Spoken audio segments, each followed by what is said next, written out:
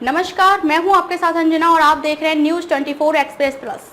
आइए शुरुआत करते हैं आज की प्रमुख खबर से। प्रचंड ने की मोदी के नेतृत्व की तारीफ, कहा भारत के आर्थिक और विकास परिदृश्य में हुए शानदार बदलाव। प्रचंड ने कहा कि मैं प्रधानमंत्री मोदी के नेतृत्व में भारत के आर्थिक और विकास परिदृश्य में शानदार बदलाव को देखकर बेहद खुश हूँ। प्रचंड बोले कि वैश्विक दक्षिण को लेकर प्रधानमंत्री मोदी ने जो आवाज बुलंद की है और G20 और SCO की अध्यक्षता में भारत ने जो पहले की है, उनके लिए मैं उनकी तारीफ करता हूँ। नेपाल के प्रधानमंत्री पुष्पकमल दहल प्रचंड ने कहा कि नेपाल और भारत के संबंध सदियों पुराने और बहुआयामी हैं। ये संबंध एक तरफ हमारी समृद्ध परंपरा और सभ्यता, संस्कृति और सामाजिक आर्थिक संपर्क पर, तो दूसरी तरफ समानता, आपसी सम्मान, समझ और सहयोग के सार्वभौम सिद्धांतों पर आधारित है।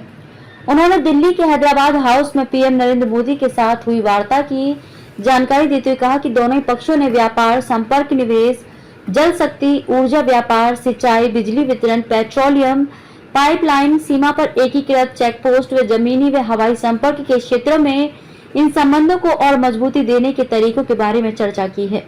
प्रचंड ने कहा कि मैं प्रधानमंत्री मोदी के नेतृत्व में भारत के आर्थिक और विकास परिदृश्य में शानदार बदलाव को देखकर बेहद खुश हूँ। प्रचंड ने कहा कि नेपाल के प्रधानमंत्री के रूप में यह मेरी चौथी भारत यात्रा है। मैं इससे पहले सितंबर और अक्टूबर 2016 और फिर सितंबर 2018 में अपनी यात्राओं को स्नेहपूर्वक याद करता हूं। मैं अपने साथ नेपाल के लोगों और मेरी सरकार की शुभकामनाएं साथ लाया हूं। उन्होंने कहा कि भारत के बहुपक्षीय अंतर्राष्ट्रीय सोलर अलायंस और अंतर्राष्ट्रीय बिग कैप अलायंस में नेपाल के शामिल होने को लेकर नेपाल खुश है। प्रचंड बोले कि वैश्विक दक्षिण को लेकर प्रधानमंत्री मोदी ने जो आवाज बुलंद की है और G20 और SCO की अध्यक्षता में भारत ने जो पहले की हैं, उनके लिए मैं उनकी तारीफ करता हूं। प्रचंड 4 दिन यात्रा पर बुधवार को भारत पहुंचे हैं। भारत और नेपाल आपस में 1580 किलोमीटर लंबी सीमा साझा करते हैं और यह सीमा भारतीय राज्यों सिक्किम, पश्चिम बंगाल, बिहार, उत्तर प्रदेश और उत्तराखंड राज्य से गुजरती है।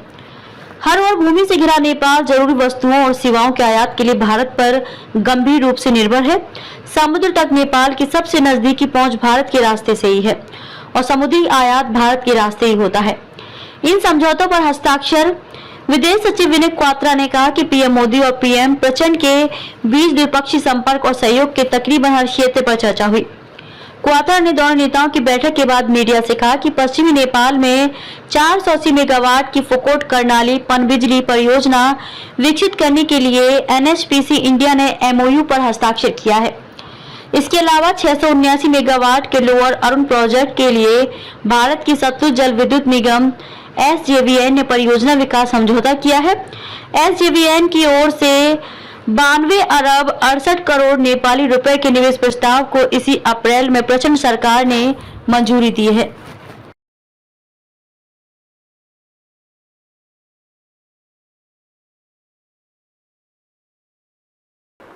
खबरों में अब तक के लिए बस इतना ही। फिर होगी आपसे मुलाकात कुछ ऐसी बड़ी खबरों के साथ। तब तक के लिए नमस्कार और देखते रहिए न्यूज 24 एक्सप्रेस प्लस।